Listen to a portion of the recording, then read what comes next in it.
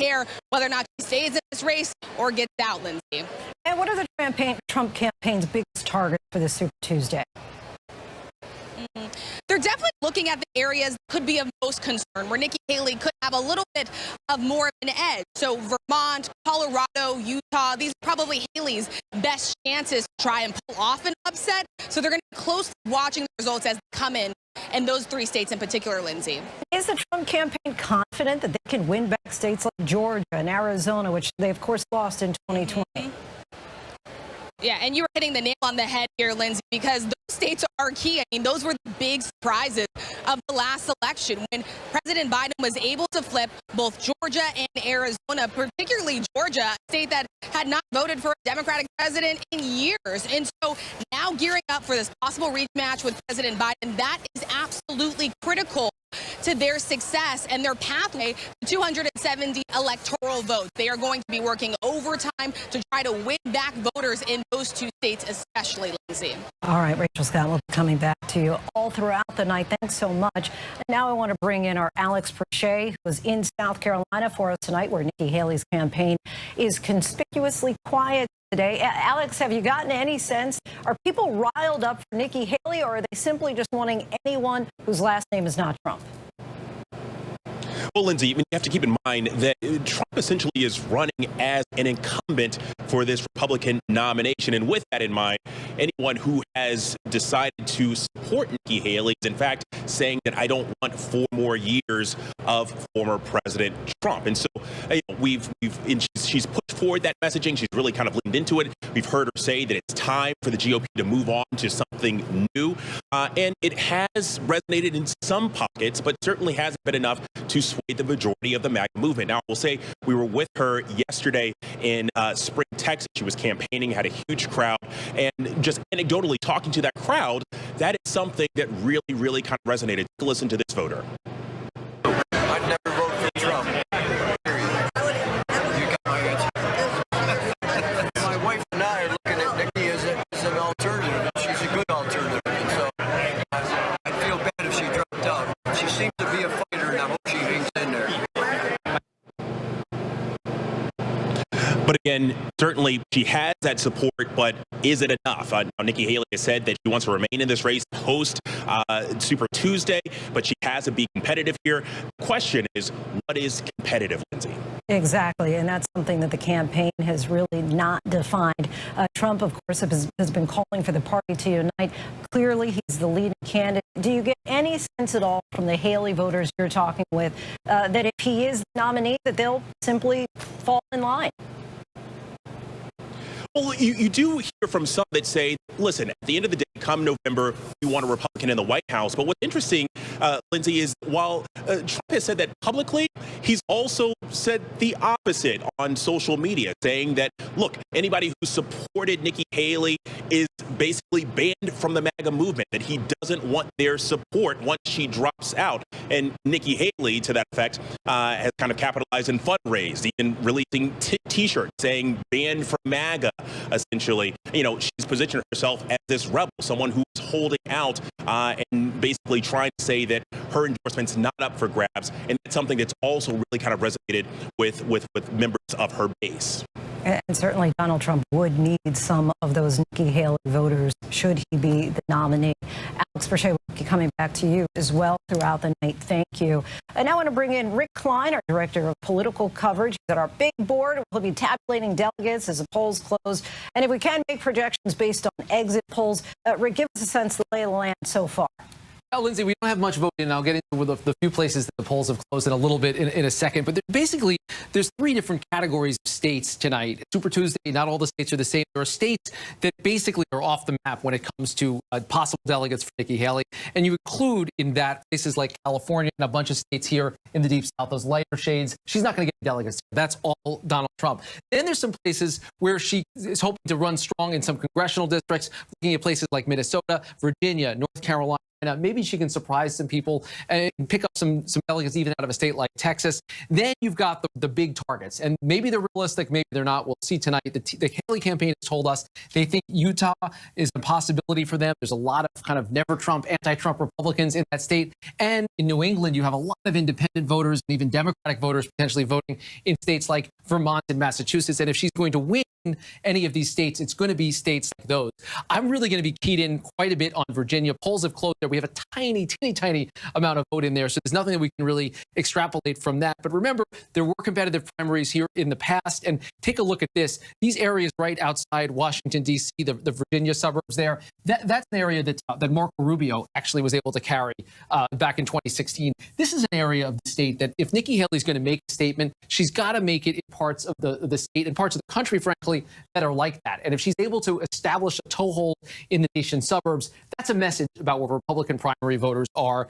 And that, to me, is kind of a smaller part of the story tonight. When you get to the delegate race, and we'll be tracking this as the night goes on, Donald Trump is going in with this edge of about 200 delegates. He is going to walk away almost certainly with a much larger edge tonight. That number of 276 is going to inch, maybe jump a lot closer to 1215, the magic number we're looking at tonight. He could end up north of 1,000 and be within striking distance of that Republican nomination, maybe winning it in the next week or two, even if Haley stays in the race, which of course is going to be a big question mark depending on the results tonight. And Rick, as you and I have been discussing, in suburbs and those college towns, also places that have been historically kind of problematic for Trump. I know that polls just closed in Vermont. That's one state where Nikki Haley could pick up delegates. Why is that? Yeah, I mean, Vermont, look, demographically, this is a state with a lot of independents. We don't have any vote in there yet, but this is a state that has that kind of open primary. It's going to be a low turnout affair. It's more of a rural state. We know it is more of a Democratic state. That is probably the best chance anywhere in the country tonight for a Haley win. She already won the District of Columbia. That's the one contest that she was able to take so far. And if she's able to win there, at least there's an argument. Now, like you can look at that and say, well, that's kind of the least you can do. That's not really a huge victory. But the Haley campaign is looking at this in kind of smaller packages. They're looking at this, Lindsay, and saying, are there places where we can make a statement? We can say that Republican voters are just not sold on Donald Trump. And if they can do that, then there's potentially a path forward, although it's telling that Nikki Haley doesn't have any public events beyond tonight. And Lindsay, I want to turn over to Avery Harper, our deputy political director, my colleague and my friend who's here with some exit polls, some of the things that the voters are telling us. Yeah, I want to take a look at some of the exit poll data that we're getting, preliminary exit poll data. I want to hone in on what some of the Haley voters are saying. They were asked a vote for the GOP presidential nominee, if they were going to vote for that person, regardless of who the nominee was. Nikki Haley voters said no in North Carolina. 78% said no, that they would not vote for that nominee, whoever it is. In California, we also saw that 69% said no in California. Next, in Virginia, we saw that 68% of Nikki Haley voters said that they will not vote for the GOP presidential nominee, regardless of who that candidate is. And that could be a real warning sign for the Trump campaign. Nikki Haley's whole argument has really been that the voters who are supporting her could be a vulnerability for Trump. Those moderate voters, those independent voters, those suburban voters have been a weakness for former President Trump. And these numbers are indicating that they are not shoo-ins to vote for him in November should he be the nominee. So that is something to think about as we shift to looking toward the general election. Lindsay? All right, Rick Klein, Avery Harper, we thank you both. We will be with you back later on tonight. And tonight, with the polls already closed in Virginia, I want to check in with our Mary Alice Parks. And Mary Alice, Virginia is, of course, a state that Trump is hoping he can win in November. And a lot of that will depend on just how enthusiastic voters are about Joe Biden. What are they telling you? One political operative, longtime Virginia political operative, put it this way to me, Lindsay. He said they know that there are diehard Trump voters. They are worried there's not diehard Biden voters. A lot of Democratic voters sound resigned to the idea of voting for the president, especially somewhere very purple, very swingy like Virginia. I mean, Biden did so well here in 2020, but just 1 year after the Republican Governor Glenn Youngkin was able to win. And he did that by making huge inroads with suburban voters, with college-educated voters, swinging them back to the Republican Party. Now, it is telling, though, that Youngkin, the Republican governor here, did that by keeping Trump at arm's length. He was seen as sort of a model of how Republicans could win in a purple state. But if Trump is, in fact, the nominee, well, I can tell you Democrats really breathing a sigh of relief around that idea. Democrats come back to this idea that even if people aren't enthusiastic about Biden, they'll turn out to vote against Trump. And in my conversations with voters from South Carolina to Pennsylvania, that is what I found. Take a listen. Ma'am, would you like to go drink? Politics is in Brian Gray's blood. A campaign time capsule on the walls of his Railroad Barbecue restaurant honoring his dad's activism. He liked helping people, and he wanted to be a voice for the people. A South Carolina resident, Brian tends to vote for Democrats. But 8 months until a likely 2020 rematch between Joe Biden and Donald Trump, he's disappointed in the Democratic Party. I need to see them, making more of a connection with people in the community. I do want to see some of those things done. Student loan, the student loan plan, I want to see that done. I want to see healthcare overhauled. Inflation is hurting his business, and he feels there's a long list of unkept promises. You want to do ribs and pulled chicken? If Nikki Haley were to be the Republican nominee, I'm not going anywhere. Unlikely at this point, he would consider voting for her. But if it's Trump on the ballot again in November, that would get him out for Biden. Are you worried that young voters are not going to show up? Not going to show up. I am worried young voters are not going to show up. I don't think they're in touch with politics. What do you think is going to get people out? What's going to be a deciding factor? I think if it's Trump, Biden, it'll get people out. If people that don't want to see Trump back in office again. In a Biden-Trump rematch, swinging independents will matter. But voters will have long-held views of both candidates. And right now, many voters simply think both are too old. The most recent ABC Ipsos poll finding 86% think Biden is too old to run again. 62% think Trump is. So as with most elections, and especially for Joe Biden, motivating the base of the Democratic Party to turn out will be crucial. We're here in downtown Philadelphia. This is a solid blue area, the kinds of places that Joe Biden needs to do well in. And we're actually going to be at an event where the city commissioners are trying to register students to vote. Nice to meet you. Nice to meet you. Welcome to Philly. Hey, look at your necklace. You're ready to go. Ready to go. What's the goal for today? The goal for today is basically just let these young people know the importance of voting. We want to just keep the energy level high. It's a tough sell. The interest of the world, of the nation, is on Philadelphia, on Pennsylvania, and on our young people. The world's looking at you. Your vote matters. Just one of each one. Right. Each one's like these four.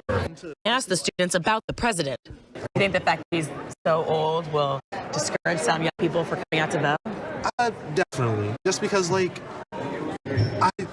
can't get your words out in your own state and your statement that you wrote down. I can't really trust you. What would Democrats or Joe Biden need to do to win you over? Push more progressive change, making healthcare a bit more affordable. Just make things more livable for people. Biden won Pennsylvania by roughly 80,000 votes in 2020.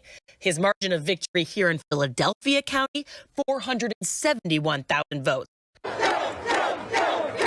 Will Philadelphia help send him back to the White House? What are the changes in your community that you'd like to see? I want to see the streets being more clean. I also want schools to get more money so we can work on things for better education, get kids to actually want to come to school, do their work. You said that you feel like you normally lean towards the Democratic Party, skeptical of President Biden. What would Democrats have to do to convince him? Convince me of Biden? Actually do what they're saying that they're going to do. Not the unbroken promises. Like if you say you're going to fix the communities, give out more funding to certain things. Actually, I want to see the change. In Michigan last week, a glaring warning sign for President Biden. Over 100,000 Democratic voters in that key battleground state turning out to protest Biden. Roughly 13% choosing uncommitted in the state's primary, making clear Biden could lose that state in November. But back in South Carolina, students who run college Democratic organizations across the state pushed back and tell me, despite his age, they are ready to go to bat for their guy. We feel the effects of what he's been passing in Washington, the bipartisan efforts, and most importantly, we feel more seen from Washington. From reproductive rights to gun safety, these college Democrats tell me if Biden gets his message out, young people will come around. These concerns, for instance, about Joe Biden's age, some of this unpopularity among more progressive people, we got to acknowledge, these aren't new. I feel like the America that we strive to be, an inclusive America, a just America, and an equitable America. And I feel like that's what Joe Biden and his campaign represents. And there's no doubt in my mind that people are going to choose that America over the America of Donald Trump, over the America of January 6th, of constant madness and chaos.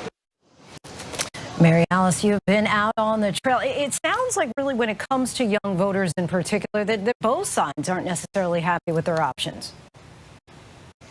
Yeah, that's exactly right. I spoke to so many young voters who are just frustrated. They want to see that generational change. They want different options.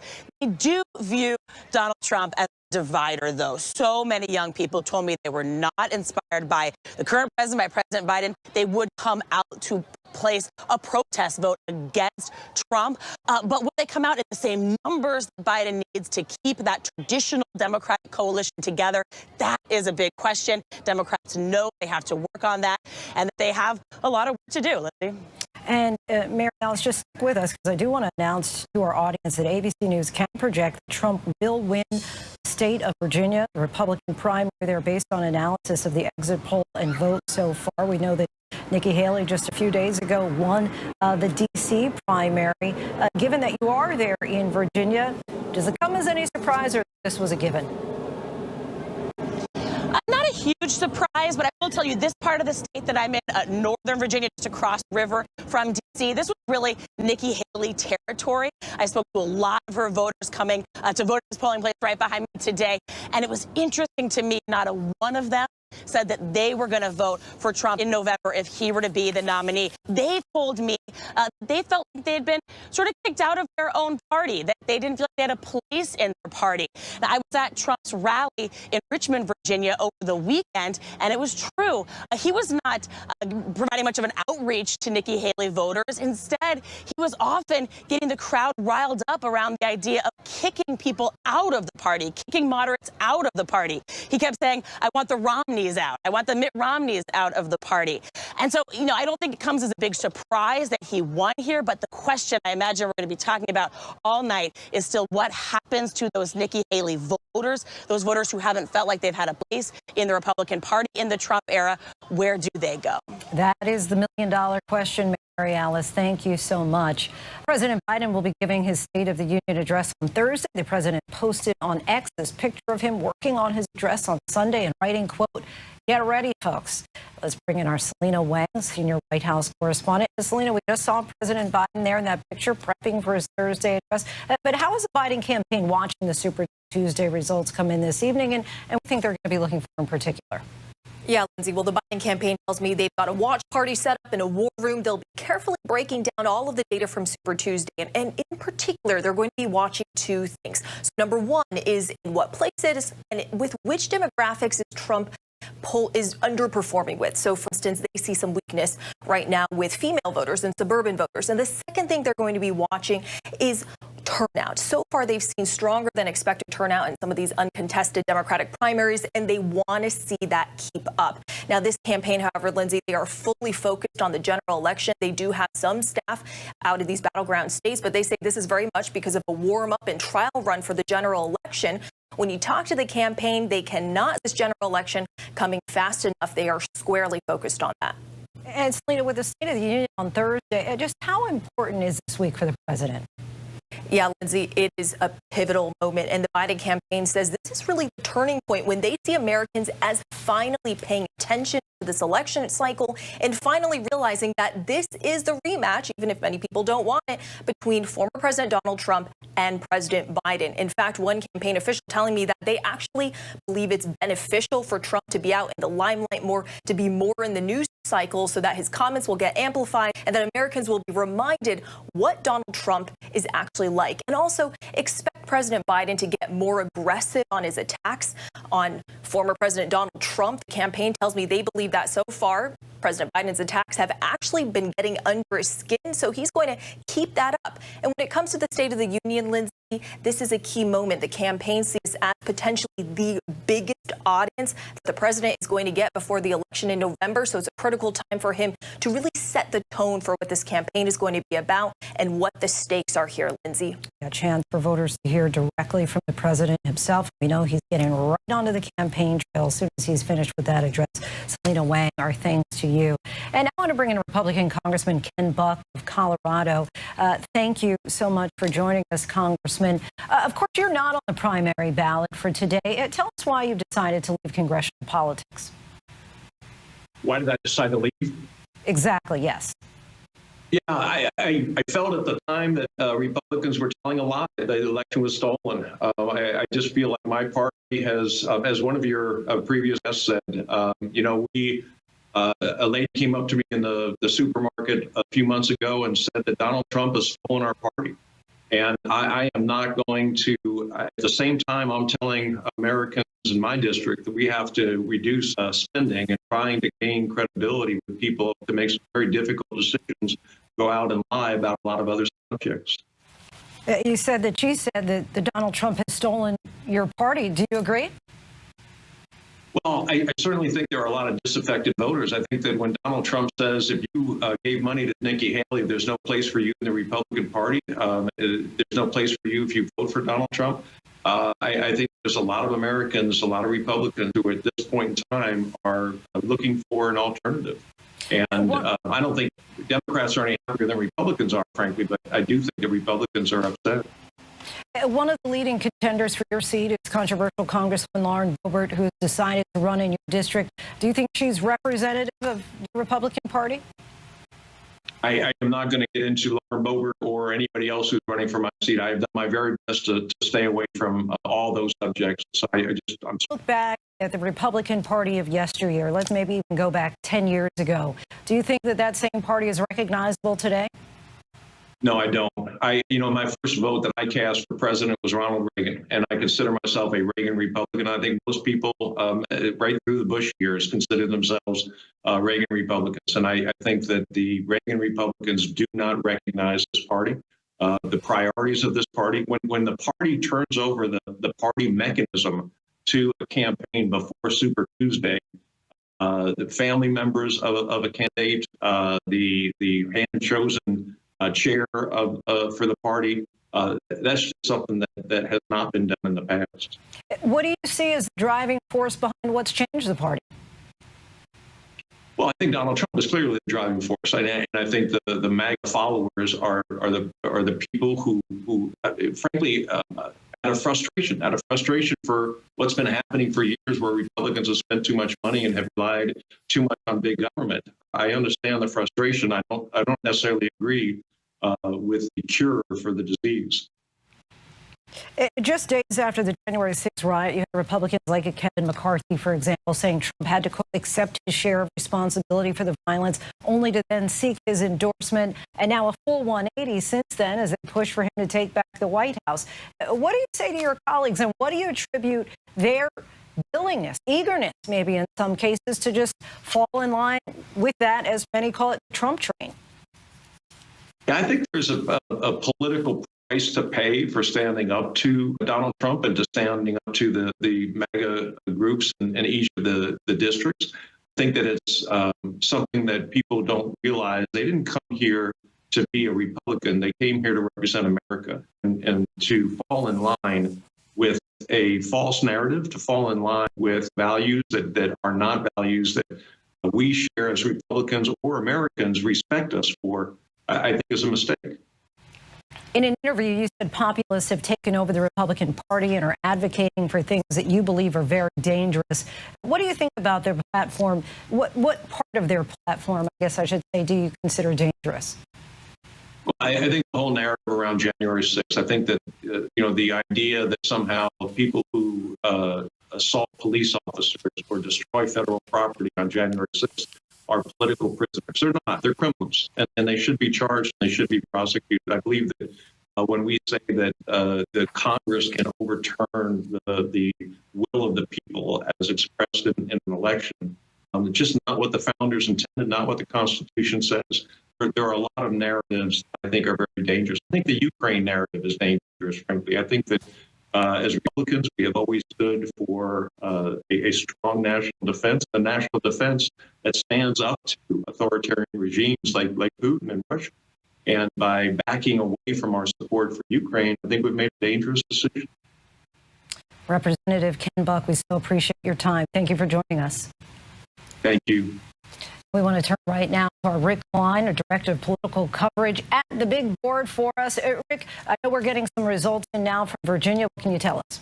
Yeah, we're just seeing some voting. ABC News has projected that Donald Trump is going to win the Virginia primary, and that's adding to his delegate lead, which will be following throughout the night. What I'm interested in, though, Lindsay, is that there are certain parts of the state where Nikki Haley is doing a lot better than Donald Trump. Northern Virginia, we talked there about the suburbs. Out here in Loudoun County, suburbs and exurbs right outside Washington, D.C., you see Haley keeping it relatively close in that part of the state. Arlington, which is this little tiny sliver that's kind of carved out of the District of Columbia, you see Haley is swamping Donald Trump in the vote, although there's most of the vote is still in to come. We'll see how this margin develops. I mean, obviously, that's a pretty healthy Trump margin, but it is not going to be uniform throughout the state. Frankly, it's not a big surprise that Donald Trump is winning Virginia, but Haley is hoping to keep it close in some places around the Richmond suburbs and around the D.C. suburbs to at least, again, send that statement and maybe pick up a couple of delegates out of a state that is going overwhelmingly for Trump tonight.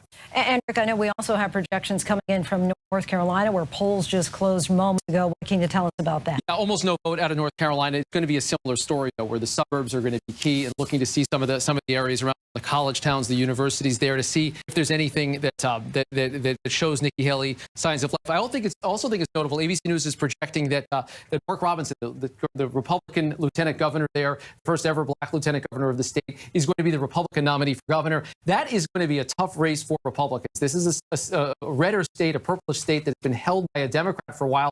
And Mark Robinson, if you haven't heard about him, people are going to be Googling him and looking into his history of anti-Semitic, misogynistic, and flatly offensive comments. Donald Trump has called him Martin Luther King on steroids. I'm not sure exactly what that means, but I know the Democrats are going to be digging in quite a bit, in part because North Carolina is such a close battleground state. Okay, look at the general election. You look at these results.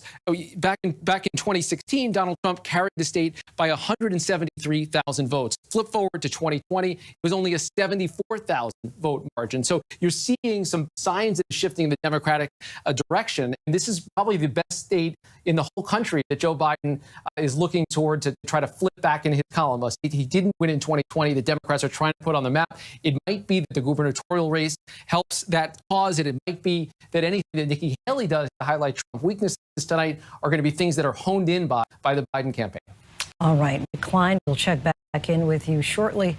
Our Super Tuesday coverage continues in just minutes. We'll be right back.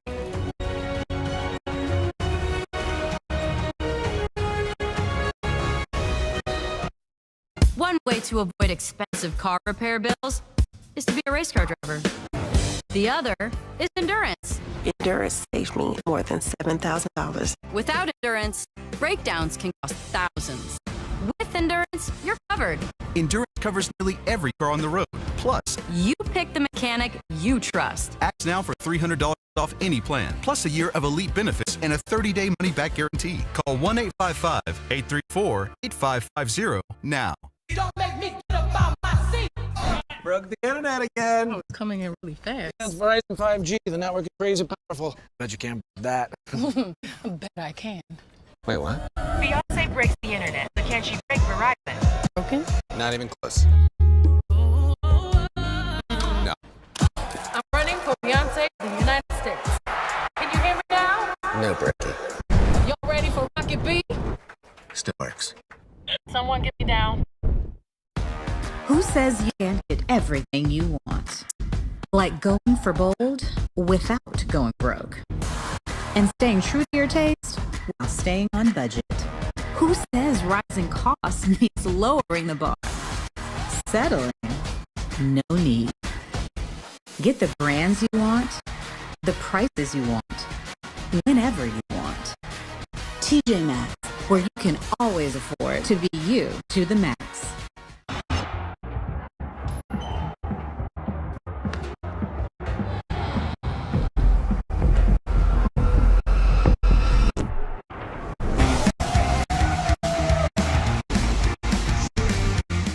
Hey, CoverGirls. Plant Power? It's a game changer. Introducing the ultimate plant-powered mascara called Cleantopia. 300% extreme lush volume. Now in dramatic ultramarine black. Cleantopia mascara, ultramarine black. CoverGirl.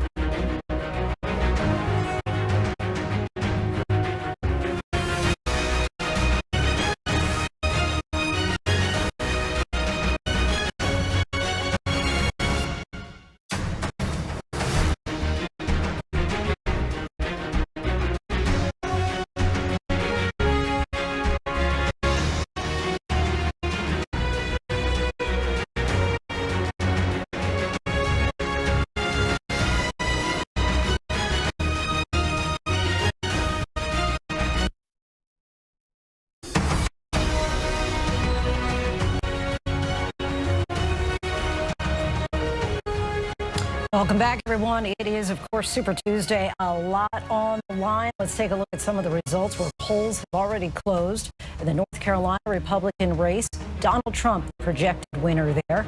And for the Democrats in the same state, Joe Biden, the projected winner there. ABC News projects that Trump will win the Virginia Republican primary based on the analysis of the exit poll and vote-in so far. On the Democratic side, ABC News can project that President Biden will win that state's Democratic primary. In Vermont, for the Republican contest, you see there, not so far apart there. Donald Trump with 55% of the vote. Nikki Haley, 41% of the vote. A little more than a 10-point spread there. In Vermont, you see Joe Biden there with a hefty lead over Marianne Williamson. But turning now to a deadly inferno in suburban Detroit, we are going to continue our Super Tuesday coverage in just a few minutes. But we want to talk about this warehouse full of vaping supplies caught on fire, triggering multiple explosions, sending canisters and debris far from the site, injuring a firefighter and killing a teen who was a quarter of a mile away. ABC's Alex Perez is on the scene. Tonight, multiple investigations now underway after this massive building inferno triggered powerful explosions in the far suburbs of Detroit, launching debris as far as 2 miles. A 19-year-old fatally struck in the head. We're receiving multiple calls. Flames are above the roof. The blaze erupting just before 9 p.m. Monday at a vaping supply business. Enormous flames turning the night sky orange. Thunderous boom heard for miles. It sounded like, bombs, like fireworks, but seeing that red in the air, we knew there was some kind of fire. Hundreds of small blasts, canisters of butane and nitrous oxide exploding, sending shrapnel in every direction. Firefighters suffering minor injuries after a canister crashed through his windshield. Tonight, authorities say a 19-year-old who was nearly a quarter of a mile away was struck and killed by that flying debris. The projectiles did hit him in the head, and he did make it to the hospital alive, but he succumbed to his injuries. Firefighters today working to extinguish the flare-ups, a smoldering building completely leveled as investigators slowly sift through the rubble. Tonight, authorities working to pinpoint what caused the fire. We know that they were not allowed to have these canisters. They were not permitted to have them in this building. They were illegally in that building. And Lindsay, you can see the aftermath behind me here. That's what's left of the building and the distance there. And if you look a little closer to me here, you can see all of those canisters still scattered across the parking lot here.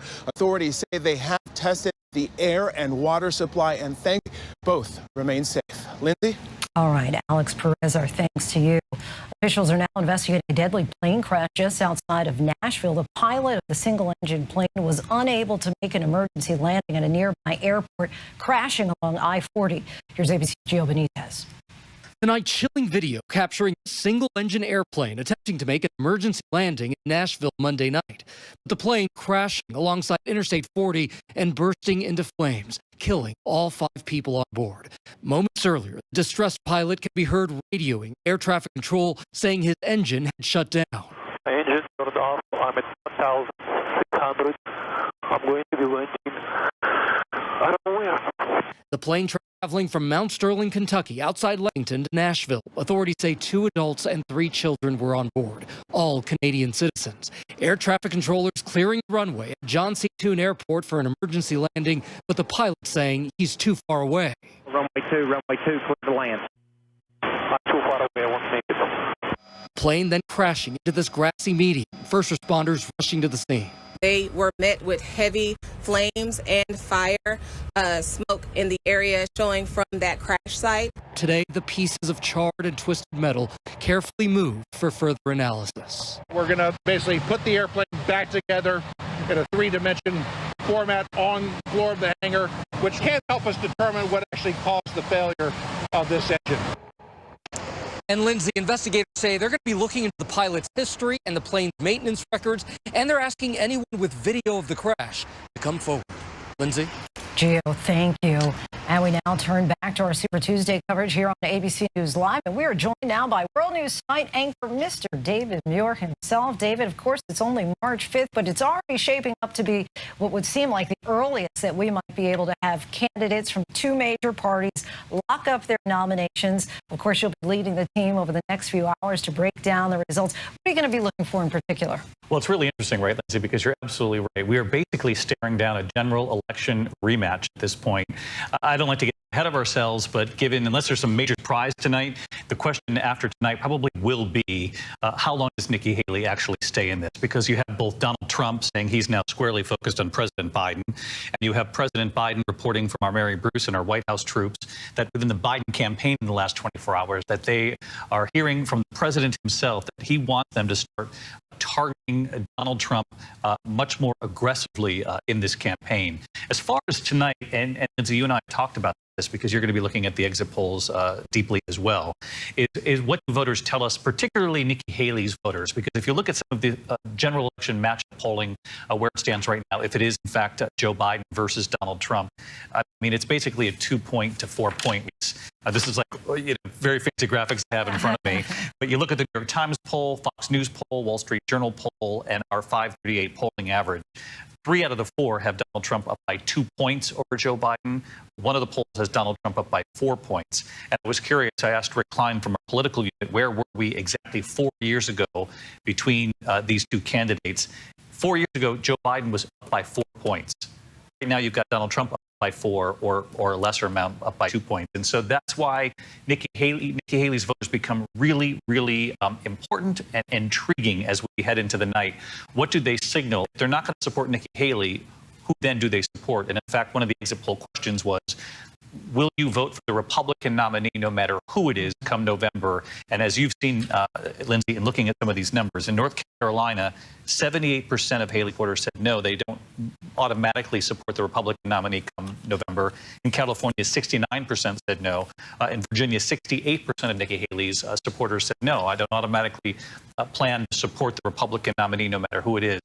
That is going to be a potential hurdle for Donald Trump. And certainly, as you can imagine, Joe Biden's campaign is going to set their sights on very select group of voters as Nikki Haley voters. Also in that category, independent voters across this country, the more moderate voters really at the center of both parties where they meet in the middle. This election will likely be decided on the margins and very little wiggle room given how divided the country already is. So I think that's what I'm going to be looking for tonight. What do the voters tell us? Even if Nikki Haley's campaign is winding down, there's going to be a lot revealed here tonight. Razor thin margins. We can already anticipate that in what may be Groundhog's Day all over again. David, thank you so much. We will be joining you in just a little bit. Of course, our Super Tuesday coverage will continue throughout the night. In the moment, ABC News can project that Biden will win the Vermont Democratic primary based on analysis of the vote-in so far. And our World News Tonight anchor David Muir will be joining us back in just a little bit. So much more ahead here on ABC News Live. Prime polls have officially closed in North Carolina. The Secretary of State joins us on the other side of the break to chat about the crucial swing state.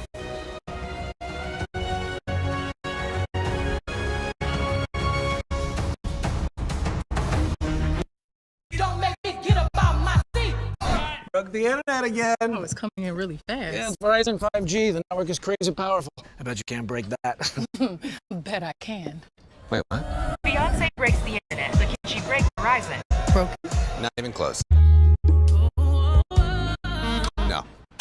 I'm running for Beyonce of the United States. Can you hear me now?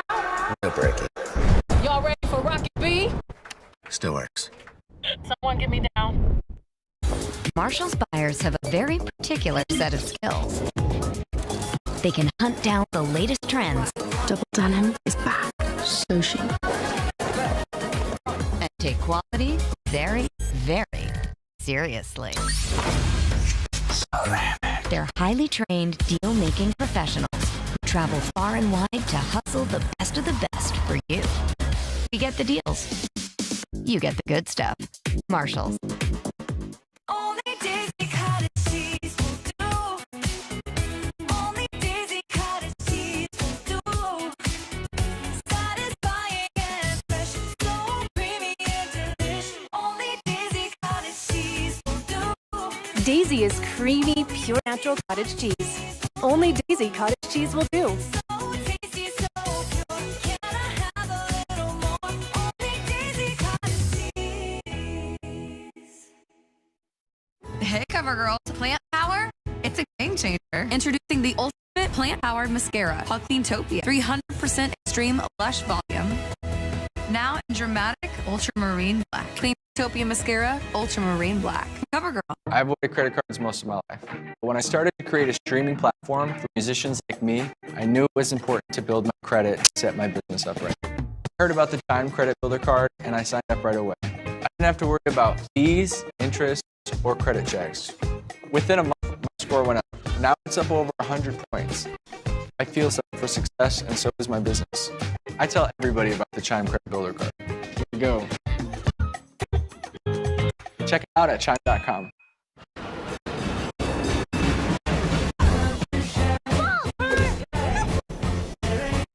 I want to thank my mom and baseball.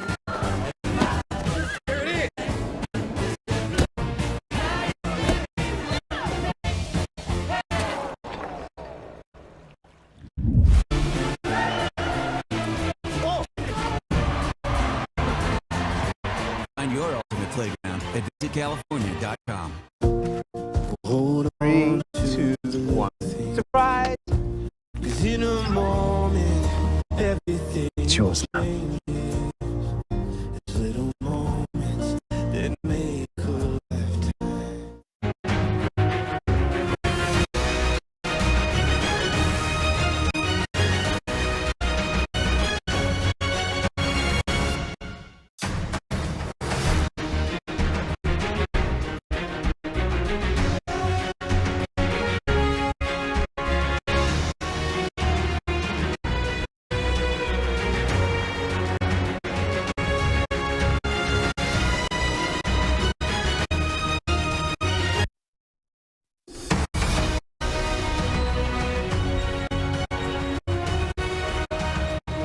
Welcome back on this Super Tuesday 2024. As we have been reporting this hour, the important swing state of North Carolina voted tonight, which ABC has projected will go to Donald Trump. Joe Biden for the presidential nomination just a few minutes ago. For more, I want to bring in North Carolina Secretary of State Elaine Marshall, who's the incumbent for that office. Thank you so much for joining us. We know polls closed in your state just a few minutes ago at 7:30. As the results come in, what are you seeing so far tonight?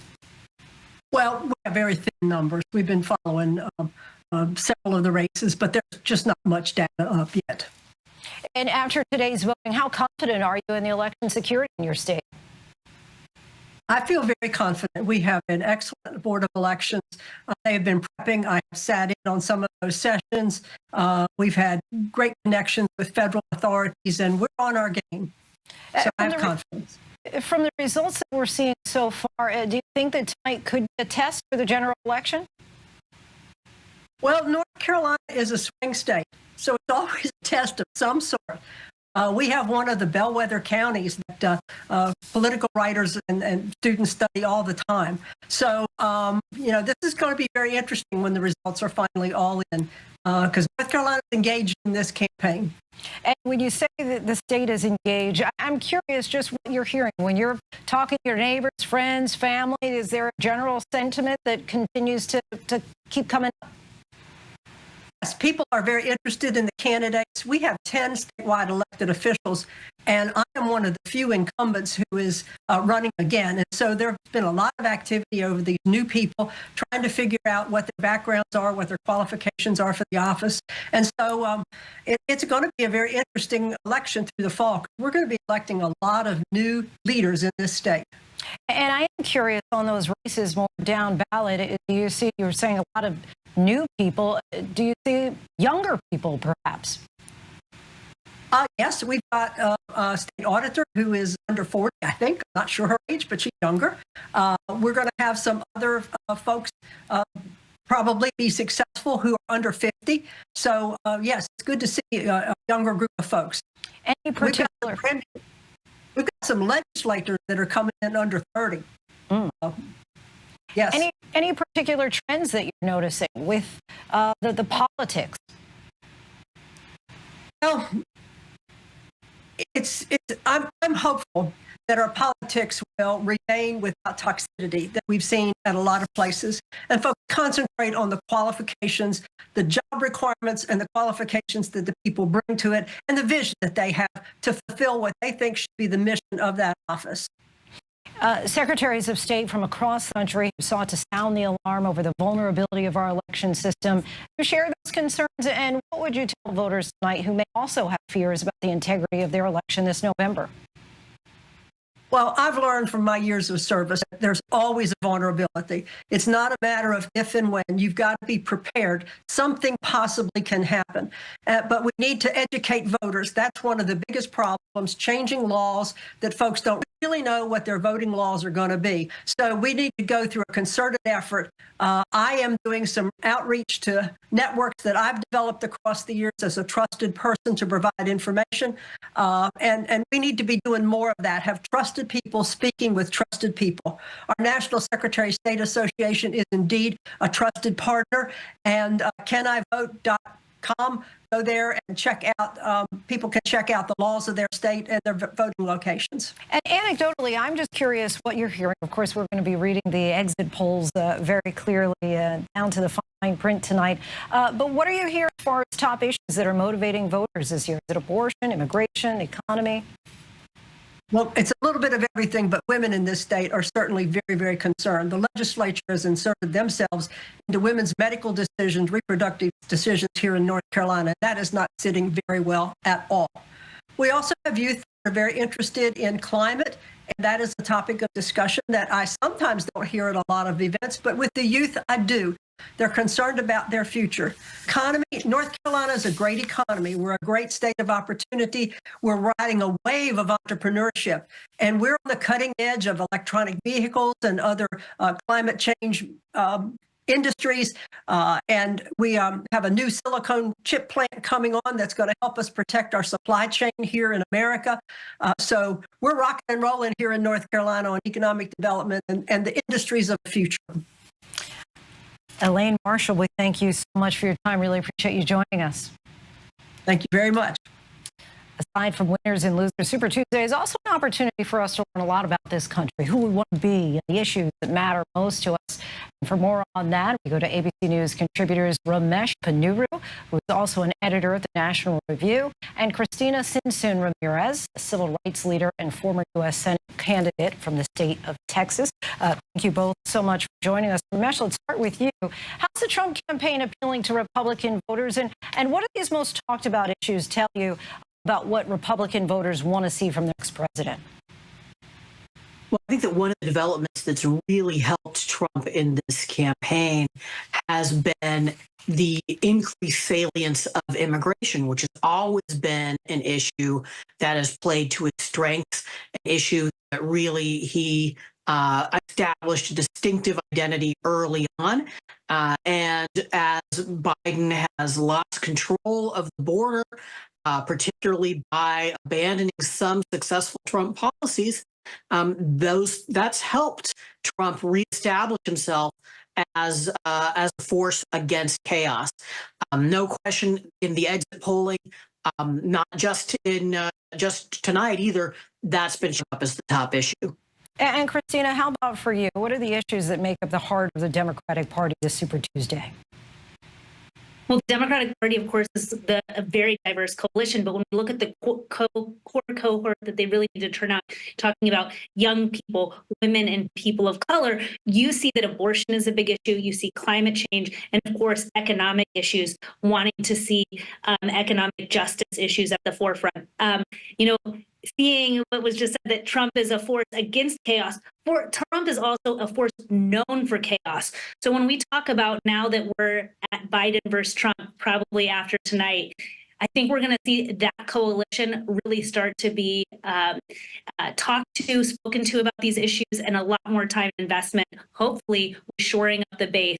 It's important the Democratic Party and the Biden administration remember to focus on its base and not just swing for the middle, because we've seen from polling that, especially with young people and some voters of color, Black and Latino voters, that there needs to be real effort put into those voters to make sure they turn out in November. And when we talk about that turnout, let's talk about voter engagement in this election. I want to hear from voter Clarissa Russell, who's from Cleveland, Ohio. If I'm being 100% transparent, I'm not excited about this election. I do wish that there were young people who were motivated and in a position to be able to take the reins and lead where we're at right now. Mr. Wendell was kind of blasting out what she said, but basically she felt that she's not excited about this election and she wishes that young people were more engaged. And Christina, this question's for you as the executive director of Next Gen America, the nation's largest youth voting rights organization. Of course, you must be watching voter turnout and engagement this Super Tuesday. Tell us what you're seeing. Yeah, I mean, we're in a fascinating moment with the youth vote across the country. We've seen the highest youth voter turnout the last 3 elections in American history. And I have to remind folks, right, Biden is, of course, the oldest candidate to be in the presidency and seeking the office again. And it's true. In 2020, he was not the youth vote candidate. But oddly, it was the older white guy that was. It was Bernie Sanders. And I think what the Biden administration needs to do is really lean on the progressive policies they have passed. Inflation Reduction Act, the single largest investment by any country on the planet to tackle the climate crisis. When you survey most young people, they are very excited about the components within the Inflation Reduction Act, but most of them don't know about it yet. So there's work to be done there. Ramesh and Christina, we thank you both so much for joining us. We were out of time, unfortunately, but really appreciate your insight. And now allow us to be a little corny on this Super Tuesday and show you some voting that is literally out of this world. The astronauts voting aboard the International Space Station hundreds of miles above the Earth. According to NASA's website, after an astronaut fills out an electronic absentee ballot aboard the space station, the encrypted document then goes through a tracking and data relay satellite to a ground antenna at the White Sands complex in New Mexico. From there, the ballot is sent to the Mission Control Center in Houston and forwarded on to the county clerk's office. Our Super Tuesday coverage is just beginning. We'll be right back. Stay with us.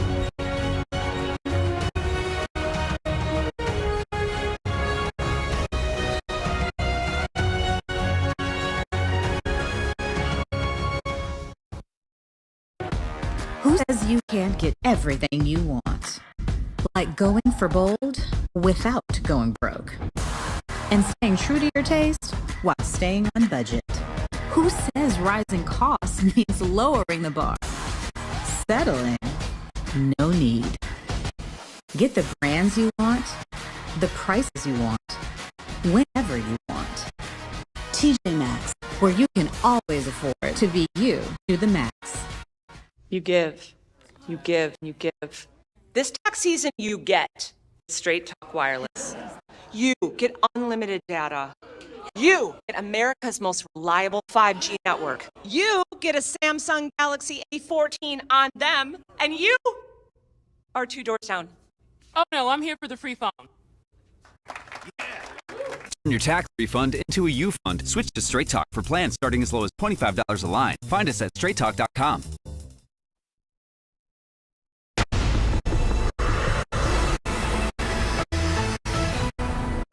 Tonight, 16 contests, one consequential night of voting. I have never seen the Republican Party so unified as it is right now. We work for the American people.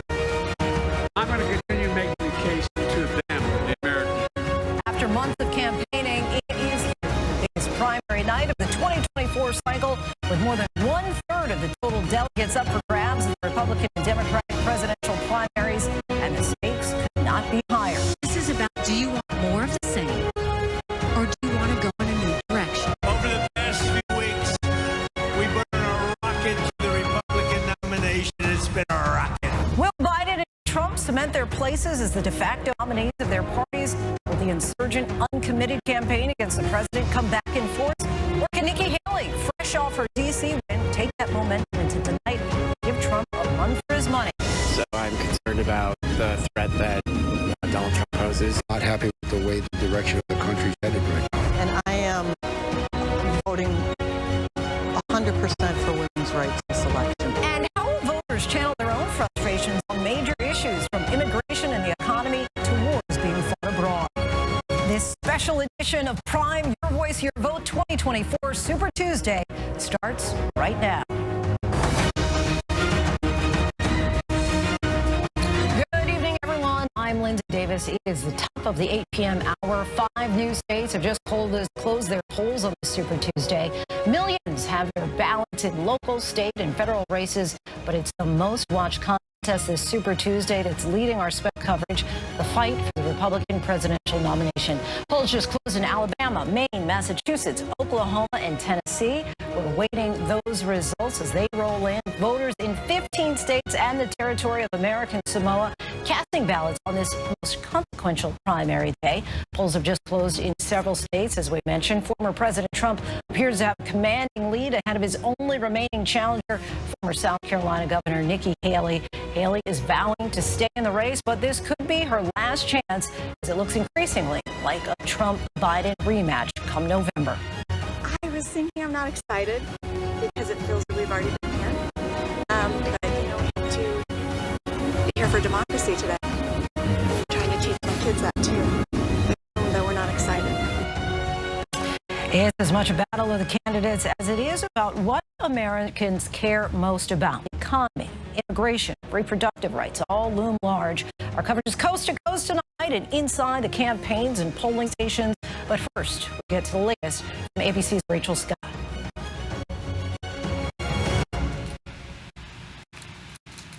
Actually, we're going to go to Rick Klein now, who is with us at the big boards. It's time to look at some of the new results coming in. Rick, give us a sense of what you're seeing.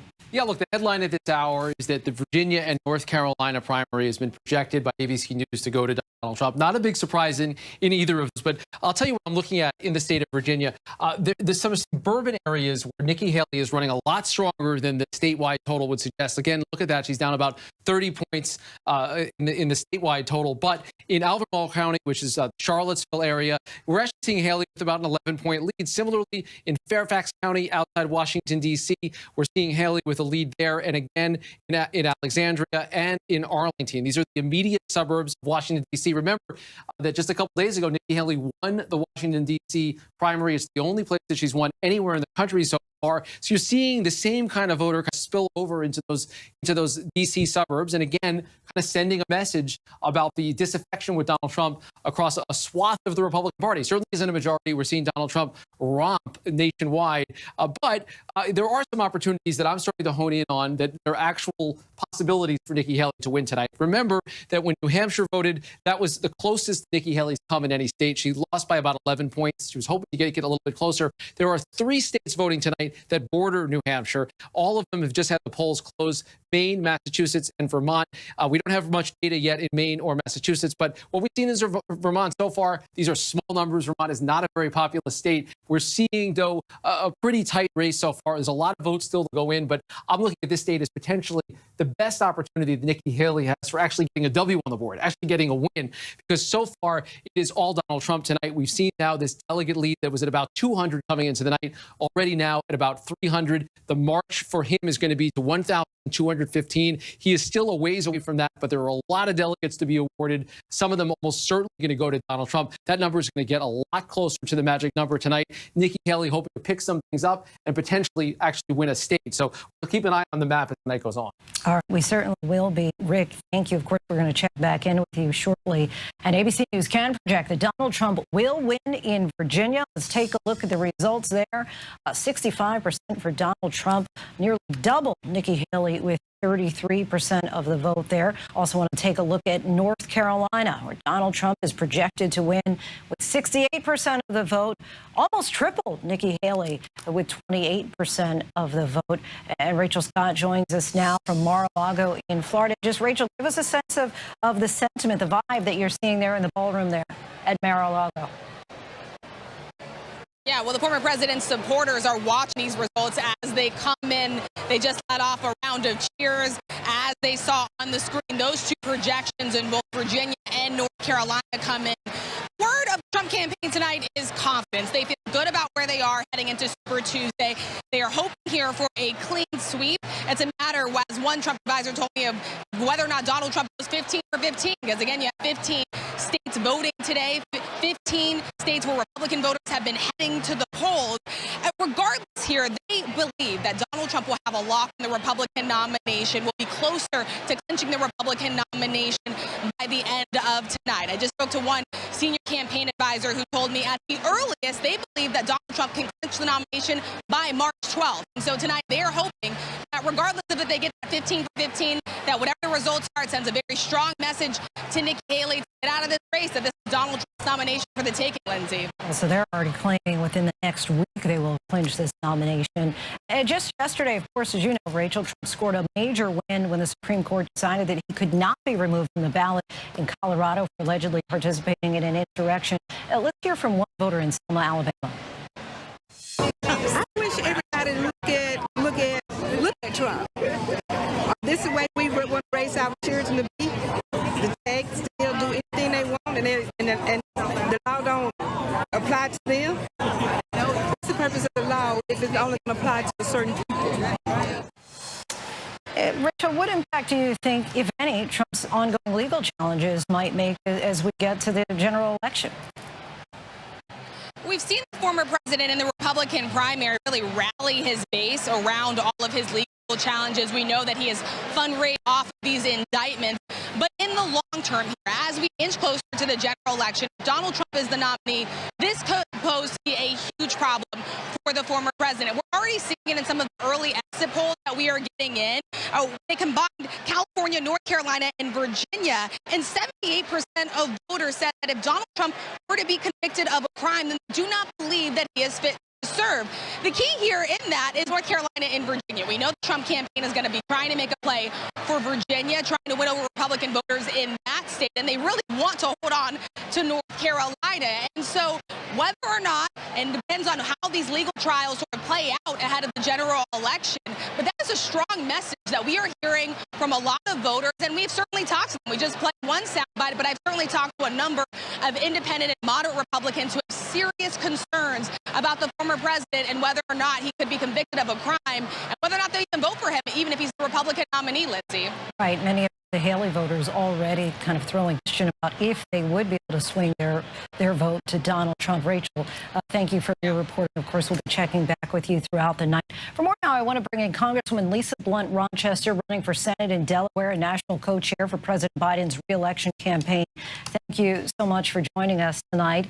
In a New York Times Siena College poll of registered voters nationwide, Donald Trump is polling ahead of President Biden 48 to 43%. Is the Biden campaign worried at all that they may not have the same support from Democrats that he did in 2020? Well, Lindy, first, thank you for having me, particularly on this Super Tuesday. And it has been a Super Tuesday for President Biden and Vice President Harris. You know, I think as a campaign, we look at polls, but what we pay more attention to and what we think is a better predictor of how people will vote is how they've already voted.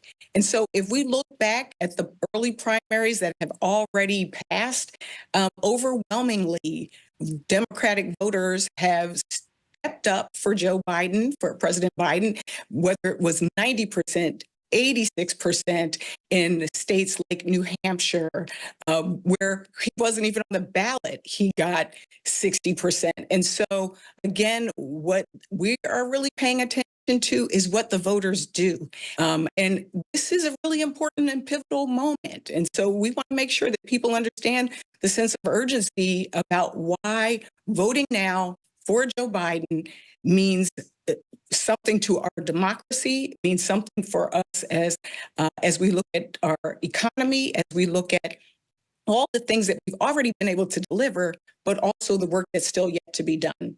And Congresswoman, as you well know, winning elections often has to do a lot with winning the independent voters over. But the president's approval rating among independents in California tonight is at 35%. What do you say to those independent voters who are perhaps dispirited about the economy, who are questioning the president's fitness for the job, and more who may not support him come November?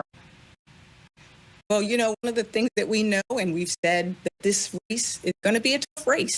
And so we're taking it seriously. The president is ensuring that we are getting out to as many voters to not just tell them, but show them what he's been able to accomplish on everything from capping the cost of insulin for our seniors to $35, to making sure that something that has long been talked about, our infrastructure, building roads, bridges, and even providing broadband internet to individuals, making sure that our veterans have the benefits and supports that they need through the PACT Act, and the largest investment in climate in the history of this country, bringing jobs back during a pandemic.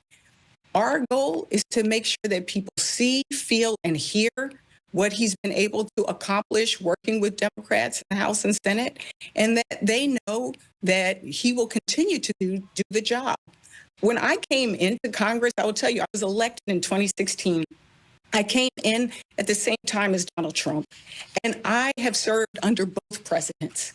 And I can tell you, under Donald Trump, it was constant confusion, chaos. Are we going to repeal and replace the Affordable Care Act? Are we going to do infrastructure? No, it didn't get done. Are we calling people names? It was constant. And there was also January 6th, where I was one of the people trapped up in the gallery. And so I know firsthand what that presidency looked like and what the presidency of Joe Biden has looked like, where he has been concerned not about himself, but where he gets up every single morning thinking about, what can I do for the American people? How can I serve all of Americans? And that includes Democrats, Republicans, and independents. And so we're going to continue to make the case that you can choose between a president who's for some, for himself, or a president who is for all of us. Are you concerned? Are you concerned at all, though, about the undecided staying on the sidelines, perhaps, and not coming out to vote at all in November? One of the things that I think is really important as well is that this campaign is going to work for every single vote. And, you know, even as we're going through this process, the fact that people are stepping up and voting, that sends a strong signal. That's a good thing. Are we concerned? No, because we're going to we're going to work every single day until election day to make sure that people know that we're working for their vote. The vice president and the President Biden has been tireless in his efforts. And so this election, we always talk about the fact that this is the most pivotal election of our lifetime. This truly is a critical election, a pivotal election of our lifetime that deals not only with these important issues of the economy and our environment, but also deals with the foundation of this country, voting rights, democracy, reproductive freedom. I mean, the fact that we don't know what direction Republicans have said, oh, we support IVF, but there is opportunity to pass legislation and they voted down. The same is true with Roe versus Wade. The Dobbs decision fundamentally changed things for so many. And I've said, this is really about freedom. It is about our fundamental freedom and rights. And so I believe that people are going to come to the polls. I believe they're going to show up and show out. And we want to make sure that people understand that this moment is a critical moment, an inflection point for our country, and that we have a strong leader in Joe Biden who is ready, willing, able, has already done it.